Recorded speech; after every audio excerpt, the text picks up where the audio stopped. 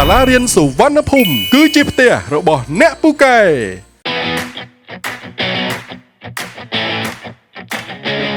ដល់ពេលដែលកូនមកសាលារៀនអាណាព្យាបាលភាគច្រើនតែងតែមានការព្រួយបារម្ភមិនដឹងថាកូនទៅដល់សាលារៀនហើយឬនៅ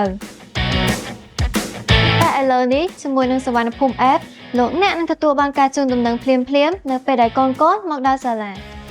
បងតើកូនបងរៀននៅសាលាណាណាហើយមិនបងដឹងថាកូនទៅដល់សាលាលឿនមែនអូចាបងកូនខ្ញុំរៀននៅសាលារៀនសុវណ្ណភូមិហើយខ្ញុំប្រើសុវណ្ណភូមិ App ហើយដូចនេះទើបខ្ញុំអាចដឹងបានភ្លាមៗពេលកូនទៅដល់ឬចេញពីសាលាបន្ថែមពីនោះសុវណ្ណភូមិ App មិនត្រឹមតែ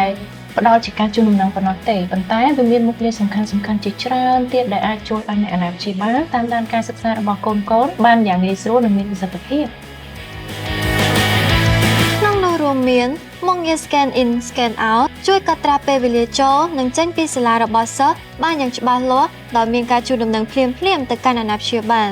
មុខងារ Schedule បង្ហាញកាលវិភាគរៀនប្រចាំថ្ងៃឬប្រចាំសប្តាហ៍ដើម្បីឲ្យអ្នកអាណាព្យាបាលអាចដឹងថាកូនមានម៉ោងរៀនអ្វីខ្លះមុខងារ Classwork បង្ហាញមេរៀននិងការងារដែលសិស្សបានរៀននៅក្នុងថ្នាក់ឲ្យអ្នកអាណាព្យាបាលអាចតាមដានការសិក្សារបស់កូនបានយ៉ាងជិតស្និទ្ធមុខងារ Attendance ជូនដំណឹងភ្លាមៗទៅកាន់អ្នកអាណាព្យាបាលប្រសិនបើសិស្សអវត្តមានឬយឺតពេលមិនចូលរៀនតាមម៉ោងមុខងារ Scoring បង្ហាញពិន្ទុនិងលទ្ធផលសិក្សាមុខងារ About មុខងារនេះជួយផ្ដល់ព័ត៌មានទូទៅអំពីសាលារៀននិងកម្មវិធីសិក្សាផ្សេងៗមុខងារទាំងអស់នេះនឹងជួយឲ្យការតាមដាននិងគាំទ្រការសិក្សារបស់កូនលោកអ្នកកាន់តែងាយស្រួលសុវត្ថិភាពនិងមានប្រសិទ្ធភាពខ្ពស់សុវណ្ណភូមិ App ជួយឲ្យការតាមដានការសិក្សារបស់កូនកាន់តែងាយស្រួលនិងមានប្រសិទ្ធភាពខ្ពស់